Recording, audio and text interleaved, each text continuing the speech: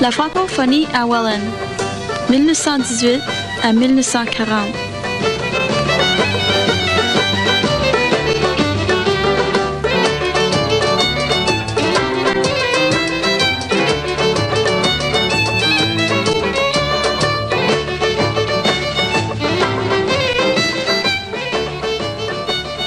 Avant l'année 1915, il n'y avait pas beaucoup de Canadiens français dans la péninsule du Niagara. Les francophones venaient du Québec, attirés par les emplois disponibles et le bon salaire offert par les usines de guerre. L'industrie du coton en attira un bon nombre. La compagnie Empire Cotton avait entendu parler de la bonne qualité des Canadiens français. Simplicité de vie, goût du travail, vie morale remarquable. Le surintendant de cette filature est allé au Québec pour essayer de convaincre des familles françaises à venir chercher fortune dans l'Ontario. Une vingtaine de familles sont venues s'établir à Welland pour se créer un avenir dans un milieu anglo-protestant. Plus tard, d'autres vinrent les rejoindre. Et, en 1919, il y a environ 40 familles françaises à Welland.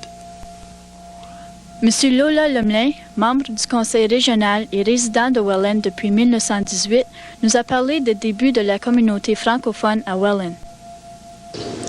On sait, Monsieur Lemelin, qu'il y a plusieurs familles francophones à Welland.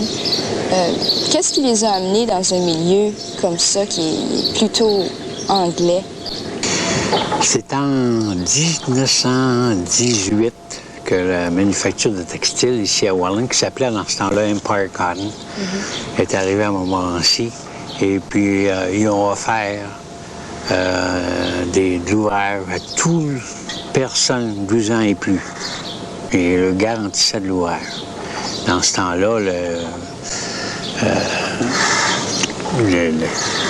l'éducation n'était pas obligatoire à 16 ans comme aujourd'hui. Aujourd'hui, tu es obligé d'aller à l'école jusqu'à 16 ans, la loi t'oblige. Mais dans ce temps-là, c'était un petit peu différent.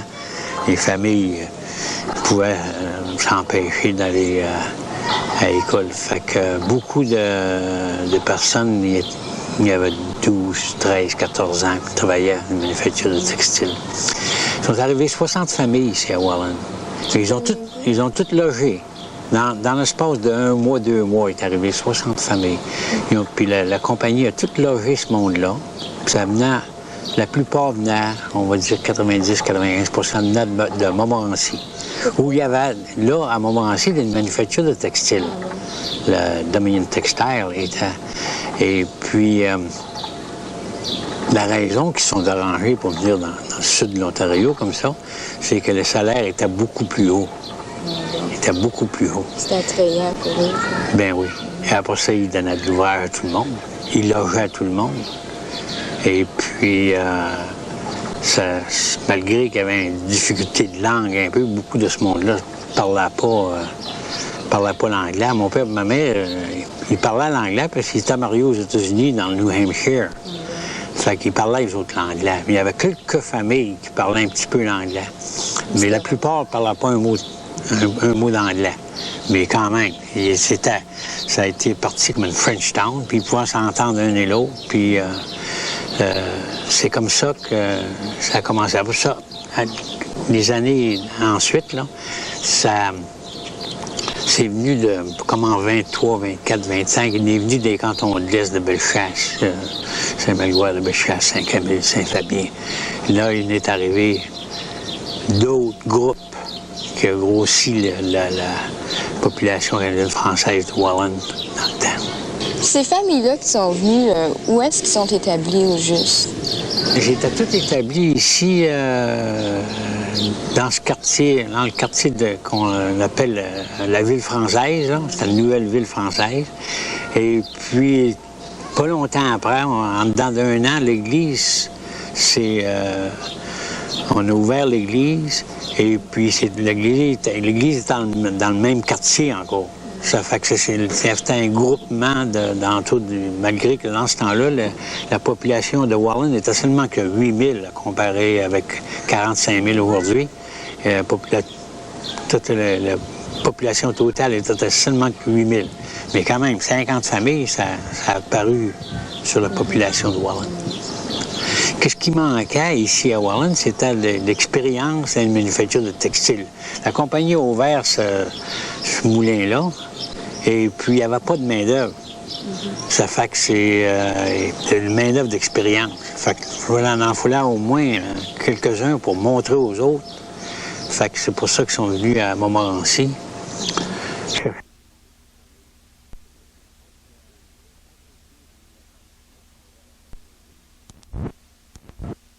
C'est arrivé un peu partout. Un peu partout, oui. Puis éventuellement, surtout dans le temps de la guerre, il est arrivé du nord d'Ontario plusieurs temps de la guerre parce qu'il pouvait avoir de l'ouvert, il était obligé de travailler.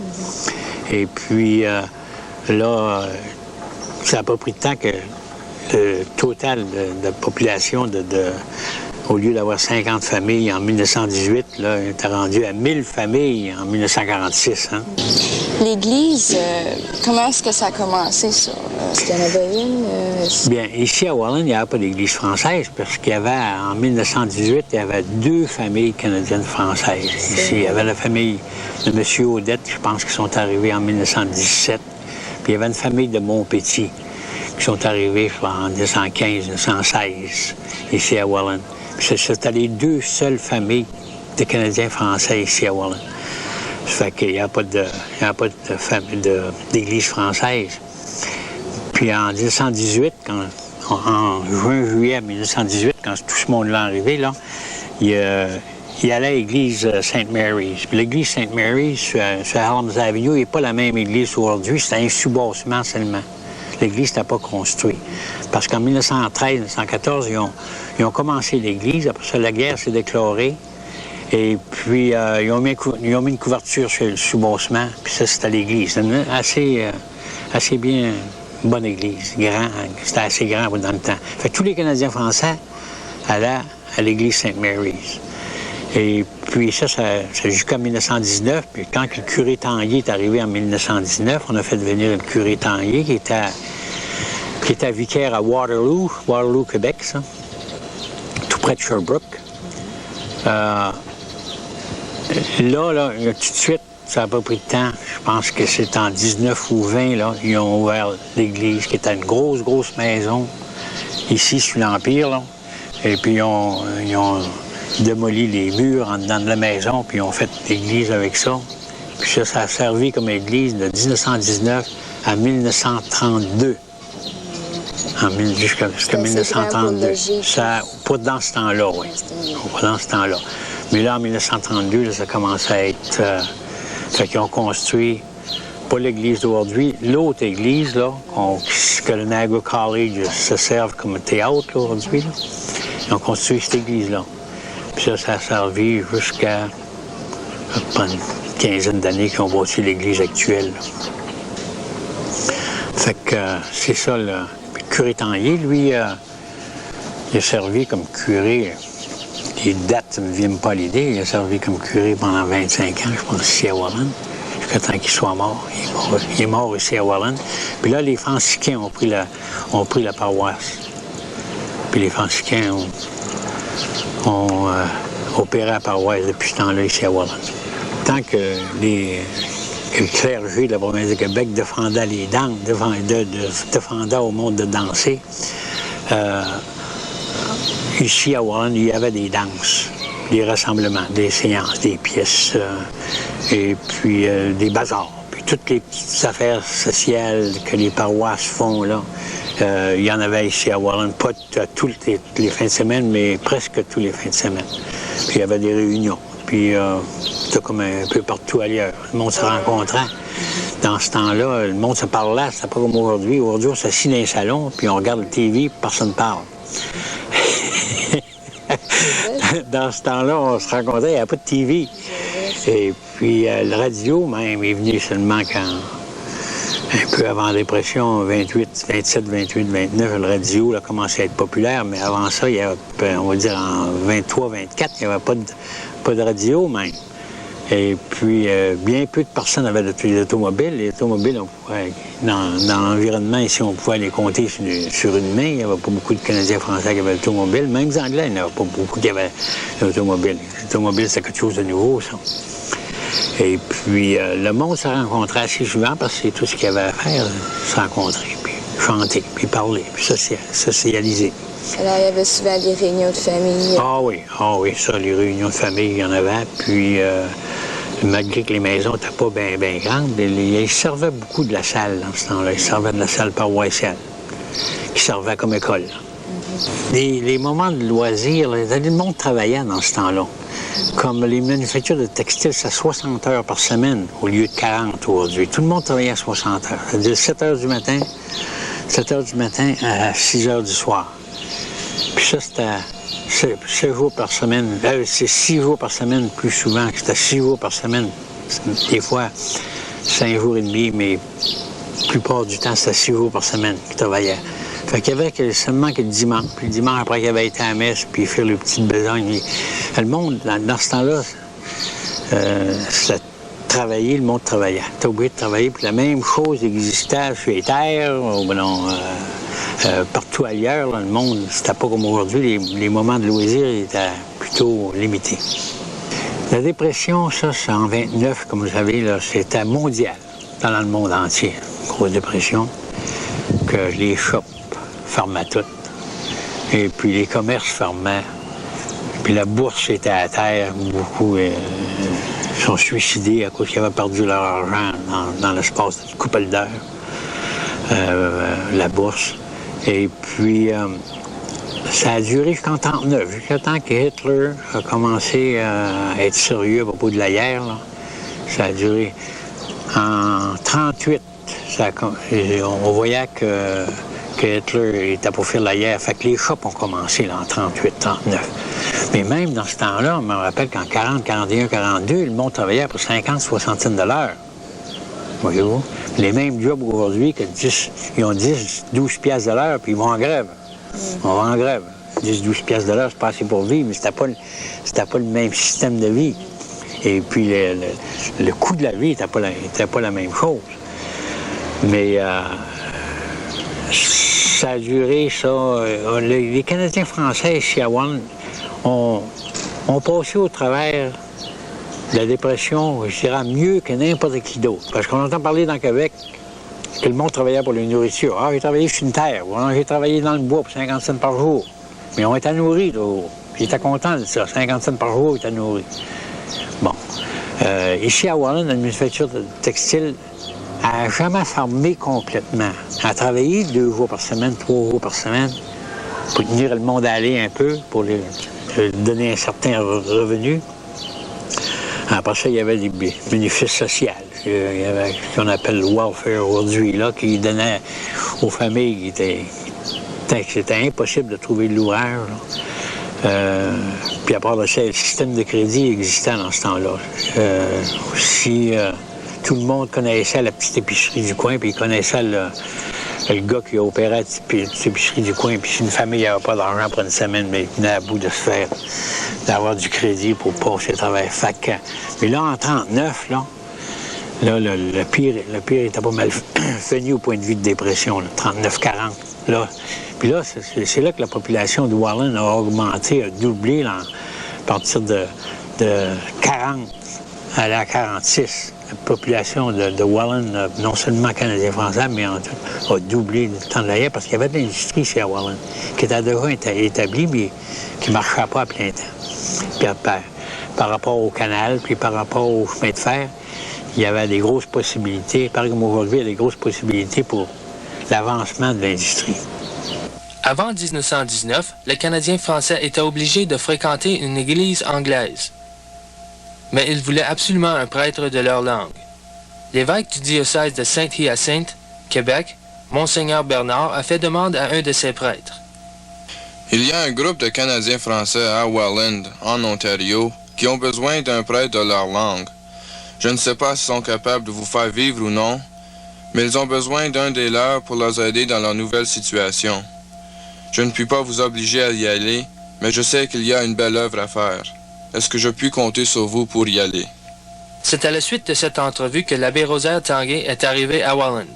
Le premier vendredi d'octobre 1920, dans le soubassement de la paroisse de langue anglaise, les Canadiens français ont eu le plaisir d'entendre pour la première fois un prêtre parler dans leur langue.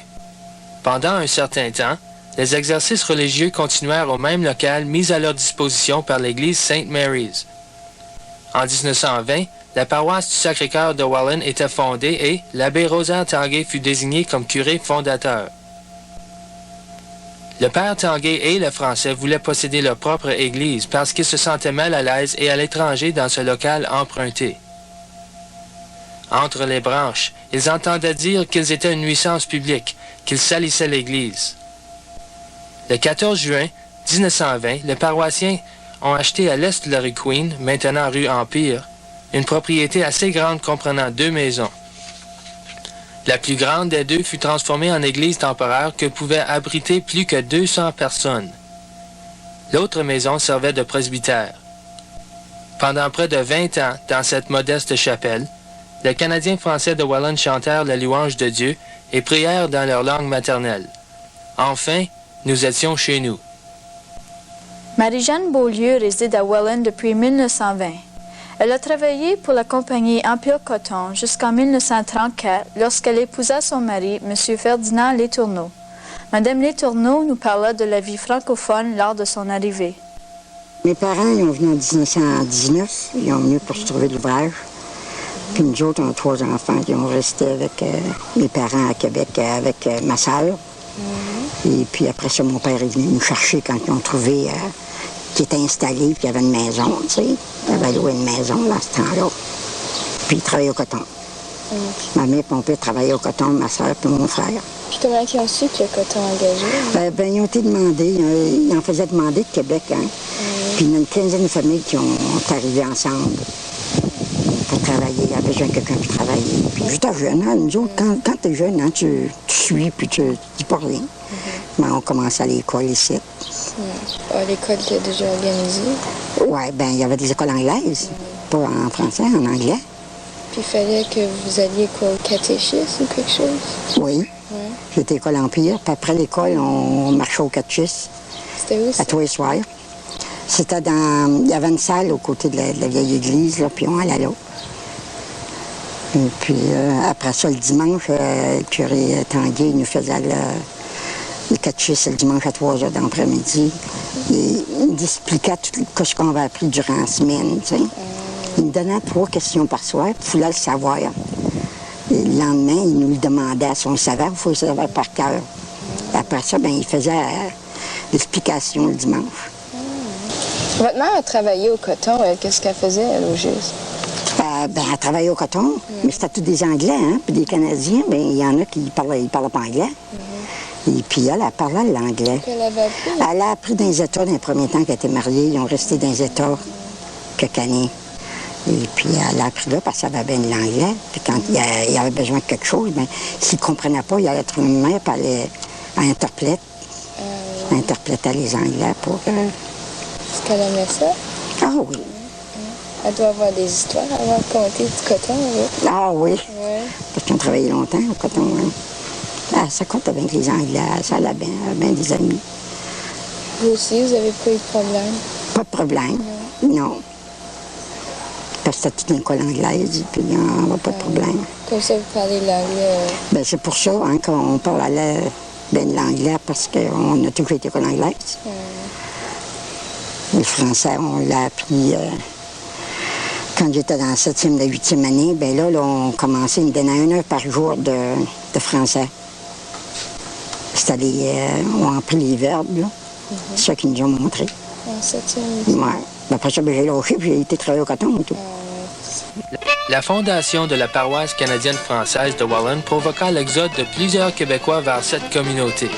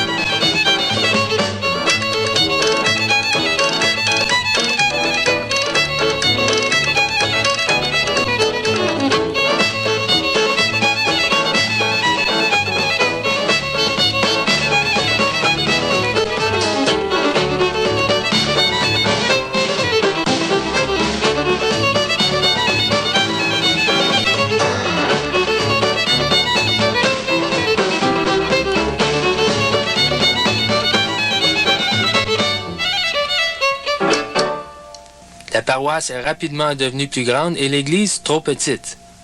Le problème d'un lieu de culte plus spacieux devenait urgent et en 1934, on parle de bâtir une nouvelle église. Lors d'une entrevue avec l'archevêque de Toronto, Monseigneur McNeil, le curé Tanguay exposa son problème. L'évêque lui dit sans hésitation: Go ahead, Father, build a church. Your people need it. French people are church builders, and they pay for their church. Go ahead, build. Par un vrai tour de force et par un miracle d'économie, le curé Tanguay fit élever enfin un véritable temple pouvant contenir 500 personnes assises. La bénédiction de l'église du Sacré-Cœur de Welland eut lieu en octobre 1934.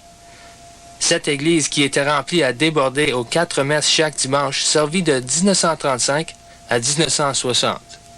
Dès leur arrivée en 1915, les familles canadiennes-françaises inscrivèrent leurs enfants à la seule école publique, Central School. Parce que ces jeunes ne parlaient pas l'anglais, il se posa un grave problème de communication entre les maîtres et les élèves.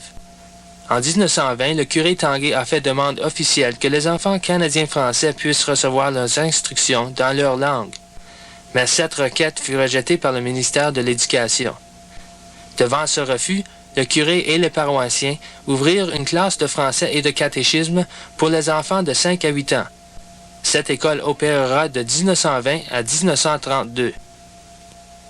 Nous avons parlé à M. Philippe Audet, le fils de M. et Mme Oliva Audet, le premier francophone à Welland. M. Audet est syndic apostolique des franciscains à Welland. Le passe-temps de toutes les familles, c'était de se rencontrer un l'autre, de se visiter dans notre parenté ou d'avoir des petites rencontres du noyau français, puis parler du système économique, de voir ce que c'est qu'on peut faire pour avoir une école française. Puis ça.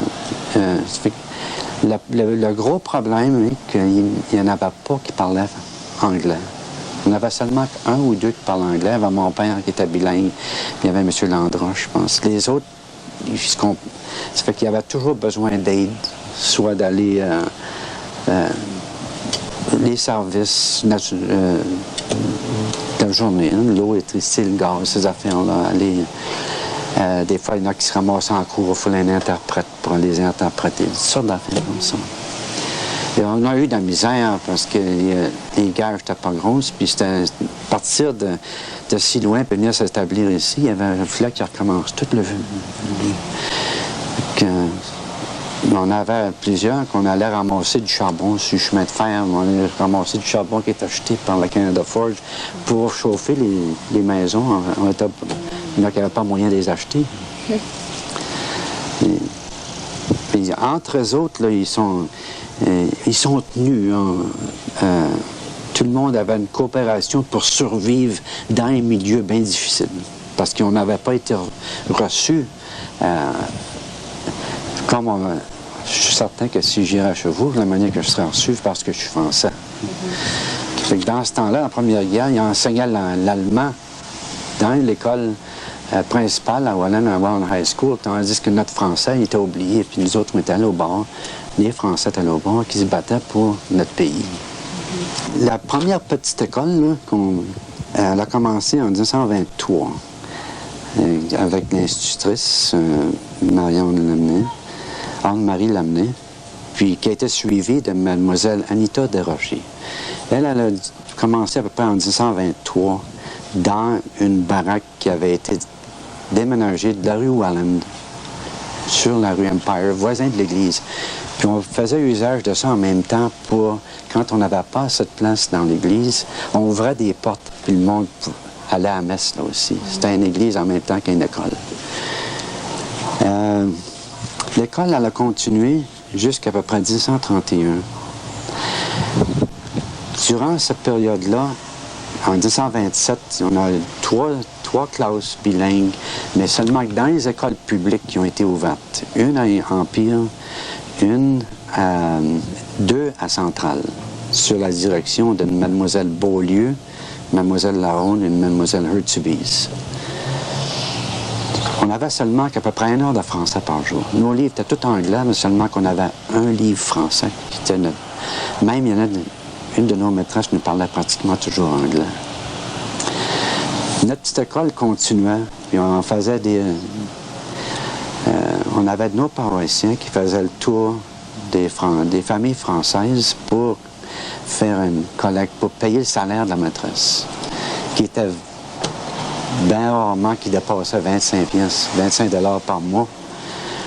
Fait que, rendu en 1931 ou 1932, là, on ne pouvait plus supporter notre école. On n'avait pas le moyen même d'acheter du charbon pour chauffer l'école. Un soir, M. Curé-Tanguay a appelé mon père, Olivier Odette, puis M. Henri Landroche au presbytère. Puis il a dit, on ne peut plus supporter notre école. Il dit, il va falloir faire quelque chose. Là, il s'est été décidé d'aller trouver la commission scolaire. On avait à peu près 40 à 56 enfants qui allaient à l'école. D'aller trouver la commission scolaire et lui dire, ben voici, ça c'était dans le mois de juin, voici 50, alentour de 40 à 50 petits-enfants. C'est à vous autres, au mois de septembre, de les placer. Nous autres, on ne peut plus les supporter. M. Curé-Tanguay avait peur de perdre ses enfants. Il ne voulait pas qu'ils aillent dans les écoles protestantes, comme on allait, nous autres, dans les écoles publiques. Quand mon père, M. Landroche, puis M. Curé-Tanguay ont rencontré la commission scolaire ne savait pas quoi faire. Il n'y avait pas d'idée parce qu'il n'y avait pas le droit de commencer une école bilingue payée par les fonds publics sans permission de Toronto. C'est là qu'ils ont fait venir 2 inspecteurs, un inspecteur anglais et un inspecteur français sous le nom de Gauthier et Greer. Après qu'ils sont rassemblés puis ont discuté l'affaire, ils sont revenus à peu près dans le mois de juillet et ils ont dit à M. Curé-Tanguay que s'ils trouvaient un local, les autres prépareraient le local, ils feraient toutes les réparations, ils engageraient les maîtresses payées par les fonds publics, puis ça deviendrait une école bilingue. Puis que M. Curé-Tanguay aura son choix de maîtresse à l'Université d'Ottawa, qui pouvait. C'est là qu'on a parti, puis on a été voir M. Batchelder, qui était gérant de la filiature de coton, qui appartenait à une salle de quai qui était voisin de l'église. On lui a demandé s'il nous passerait la bâtisse pour faire une école de 3 classes. Il nous a dit qu'il nous passerait la bâtisse pour aussi longtemps qu'on la voudrait. D'abord que ça serait une école. Puis que ça ne nous coûterait pas aucune scène pour la bâtisse. La commission scolaire payerait les dépenses. Fait que M. Batchelor nous a passé la bâtisse. On a eu les 3. M. Curé-Tanguay a été à Ottawa. Il a engagé les 3 maîtresses. Puis une, c'était Mlle Gros, une autre, Mlle Paiement, puis une Mlle Hertzebys, qui ont été les 3 maîtresses dans notre école strictement bilingue à Welland, payées par les fonds publics. Ça a été le vrai commencement de nos écoles qu'on a à Welland bilingues. Donc ensuite, vers 1937, on est devenu, avec trop de monde, on ne pouvait plus loger. C'est là qu'on a décidé d'acheter, la commission scolaire a acheté la bâtisse qui était anciennement à l'école Coronation. Ils ont payé 9 000 $ pour. Puis ils l'ont converti en école, puis ils l'ont appelé Coronation. Ça, c'était pour le couronnement du roi George VI. Puis ensuite, ça a continué à grossir, puis on est devenu avec les écoles qu'on a aujourd'hui. À mesure que les enfants grandissaient, puis on arrivait à d'autres jeunes. Ça a été le vrai commencement des écoles bilingues à Welland. On a eu bien du trouble, mais on a eu gros de support. La commission scolaire, dans le temps que ça a été nommé, qui ont présenté, qui ont donné le droit d'avoir l'instruction à Welland bilingue, étaient des orangistes, puis de toutes les sortes de races vous pouvez avoir.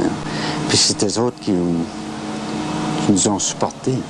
Ils ont fait ce que c'est que les inspecteurs nous ont. On a eu un bon système d'école. Puis après ça, ça a grossi tellement qu'aujourd'hui, on a, comme vous savez, notre grande école, l'école secondaire. Les Canadiens français du Québec, quand ils sont déménagés à Welland, ils ont emmené leurs coutumes, leur culture avec eux, puis ils l'ont continué. Seulement que les premières familles avaient un peu plus de problèmes. Ils ne parlaient pas anglais. On n'avait pas d'église, on n'avait pas de vie paroissiale. Ça fait qu'il fallait que ça soit de la culture, puis des rencontres entre les familles pour se tenir ensemble. La culture a toujours commencé. Je veux dire, la coutume a toujours continué. Où est-ce que,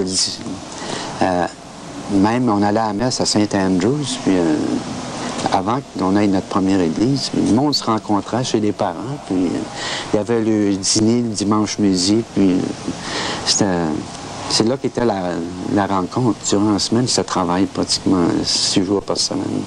Le dimanche, tout le monde se rencontrait, puis... mais les coutumes, nous ont suivi.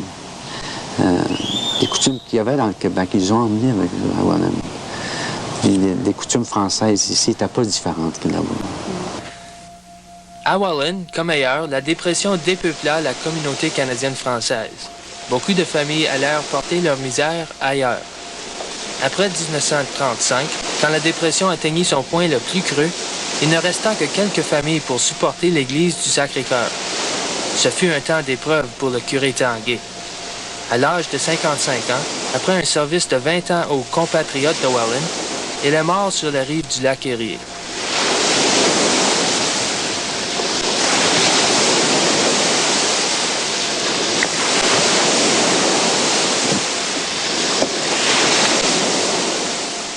Cette émission fait partie d'un projet pour les étudiants au niveau postsecondaire financé par le ministère de la Main-d'œuvre et de l'Immigration. Ce projet fut réalisé durant l'été de 1980 à l'occasion du 60e anniversaire de la paroisse du Sacré-Cœur.